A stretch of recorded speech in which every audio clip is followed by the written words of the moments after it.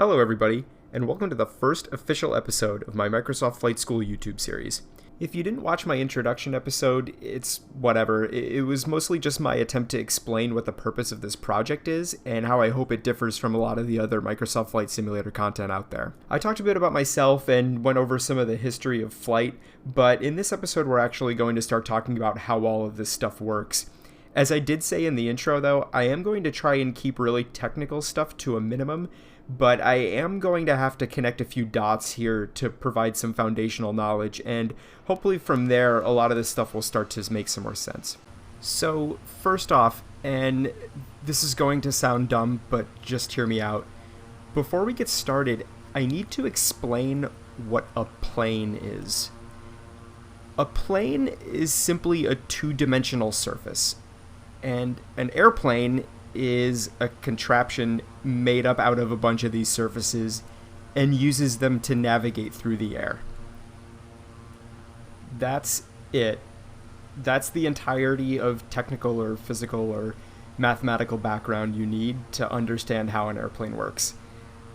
You might need to take a minute to let that marinate, but it's literally just a bunch of surfaces that deflect air. The advent of powered flight simply came about when we were able to build a good enough airplane to deflect the amount of air required to get off the ground and stay up there. You could, at this point, stop watching, unsubscribe, turn on Microsoft Flight Simulator, and test this out. The rest of this series is mostly just going to be showing you examples of this working during the different stages of flight. So if you're still here, I'm going to show you really quick what I'm talking about. Part of the reason why this isn't as plainly obvious as it should be is that while flight is truly just a demonstration of Newton's third law of motion, for every action there is an equal and opposite reaction, the mystery comes from the fact that you can only see the reaction of the plane flying and not the action of it deflecting the air in the opposite direction. This is because you can't see air usually, but you can see clouds. And the new Microsoft Flight Simulator actually shows this off a bit with these ripples on cloud tops. Notice how it behaves more like a hovercraft or something over water. This is just to illustrate how the air is being directed downward rather than behind, thereby suspending the airplane at altitude.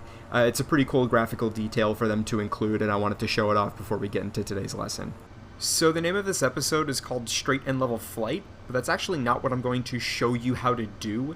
It's just where we need to start for me to show you the most important things you'll need to know going forward. I know you, aspiring aviation enthusiast, might be thinking, why aren't we starting on the ground with the takeoff where normal flights start, but just please trust me, I know what I'm doing. All that cool stuff like takeoffs and landings is going to make a lot more sense if I show you this first.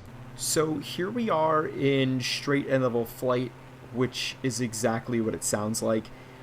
Here's where you would learn one of the first things you would learn in real flight school. If this isn't the first flight sim tutorial you've watched, or if you've made some progress in flight sim already, you may even already be familiar with this phenomenon. And it's this, that in an airplane, to go up and down and how to go faster and slower does not work the way you might think it does. You might think that to go up, you would have to point the nose up, but remember, we're deflecting air downwards by going forward at speed, so to go up, we have to deflect more air downward. The plane doesn't do this by changing the angle of deflection, it does this by increasing the intensity of the deflection. Remember, flight is an equal and opposite reaction to the deflection of air, so to go up, we go faster. We increase the throttle, more air gets deflected downward, and the aircraft goes up. Conversely, if you decrease power, you deflect less air against the wing, and you begin to sink. This is all done without changing the pitch of the aircraft's nose. Now, the question of how do you go faster and slower then becomes more complicated, because if increasing the throttle just makes you go up and decreasing the throttle just makes you go down, then how do you regulate speed? And this is kind of where I need to connect one of the other dots to round out the technical stuff, which again, I'm mostly going to cover in this episode alone. So before we get into speed, I need to cover two concepts really quick. The first one's kind of easy to explain, and it's called relative wind. Let's say there's no wind and you are running while holding a big flag or something. The flag will start to wave behind you, and this is caused by relative wind. Relative wind is the stuff that deflects off the airplane, allowing it to maneuver, and the plane generates it by going fast, among other things, the same way you would by running with a flag. The next concept, though, is called angle of attack, or AOA. Microsoft Flight Simulator actually decided to put an AOA indicator in the exterior camera's heads-up display, but didn't bother explaining what it does or making it easy to decipher.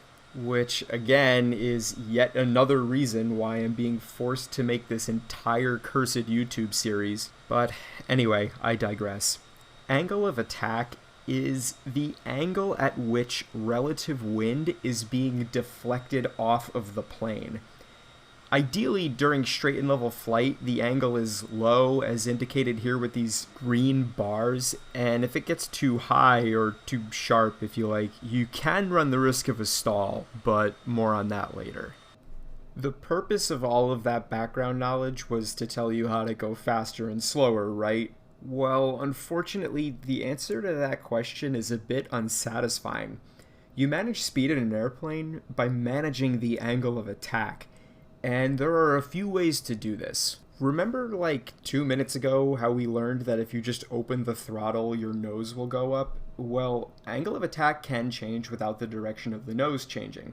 If you want to go faster while in straight and level flight, typically you increase the throttle while also pushing the nose down. Notice how when I do this, the AOA indicator becomes more green as I build speed. It's a dumb visual gauge, but it's really just showing off that the angle of attack has become lower. It's still being deflected downward, just at a less sharp angle. We can also do this the more fun, albeit more dangerous way, by cutting the power and just pushing the nose down. Angle of attack indicator goes green, and the speed goes up, all without any help from the throttle. This example is actually the best demonstration of relative wind if you had trouble grasping that concept. We just create it by going a certain speed in a certain direction regardless of where that may be.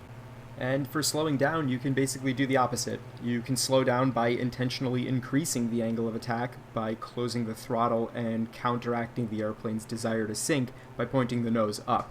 The AOA goes up and the speed goes down.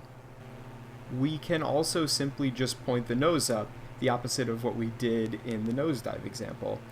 The AOA will go up and the speed will go down without any input from the throttle, but instead of inevitably crashing into the ocean, you would inevitably stall.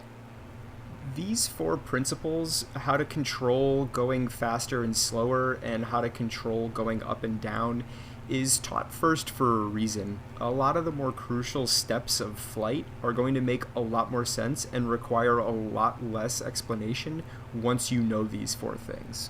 That's all for this episode, but before we go, there is one bit of forbidden knowledge I want to show you. This is a maneuver you will never need to do, whether in Microsoft Flight Simulator or in real life, but it does serve a purpose. I've personally done this in real life, and if you had a cool flight instructor, you may have done this as well. It's called slow flight, and it's exactly what it sounds like. The idea is that in certain aircraft, the concept we covered about slowing down without changing altitude can be taken to its logical extreme. You can reduce the throttle, lower the flaps all the way, maintain the altitude, and when the angle of attack reaches the point where you would otherwise stall, you open the throttle all the way and you can essentially hover in place. It's kind of frivolous, like I said, but it does show off some of the principles we learned in this episode quite well. That by opening up the throttle, the propeller can deflect a ton of air off the wings, and you can sustain flight with an impossibly low speed and high angle of attack, so long as the aircraft is configured in a certain way. It's sort of like filling up a parachute with air. It only works as intended when the relative wind caused by skydiving expands the chute, slowing everything down.